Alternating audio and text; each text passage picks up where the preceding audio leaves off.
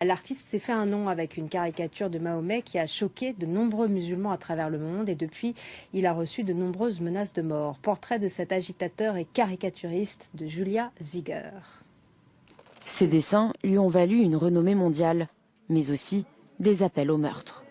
En 2007, l'artiste suédois Lars Vilks s'est invité à participer à une exposition. Le thème, le chien dans l'art. L'intention de départ était juste de participer à une petite exposition sur le thème du chien, et mon but était en fait de lui donner cette dimension politique qu'on retrouve dans le monde de l'art. Par exemple, vous pouvez faire des caricatures du président Bush, comme c'était le cas à ce moment-là dans une autre exposition, mais ce qui est vraiment politiquement incorrect, c'est de faire par exemple un dessin du prophète.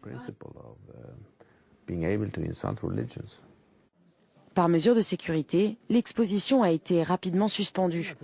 Le magazine suédois Nerikes Allehanda décide alors de publier ses dessins pour illustrer un éditorial défendant la liberté d'expression. La caricature du prophète Mahomet, représentée avec un corps de chien, choque de nombreux musulmans à travers le monde. Des manifestations sont tenues devant les bureaux du journal et Vilks reçoit même des menaces de mort. À l'époque, l'artiste prend visiblement ces menaces avec philosophie. Je ne prends pas ces menaces comme des menaces contre moi, mais contre mon travail. Mais peut-être que je devrais.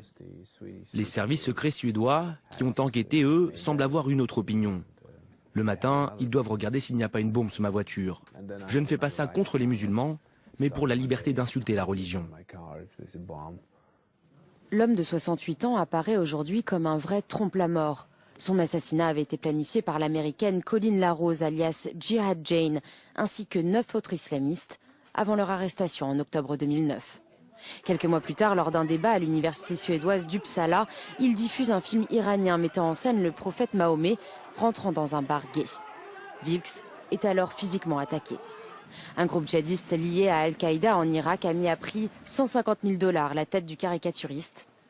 Plus récemment, l'organisation de l'État islamique l'a accusé de blasphème.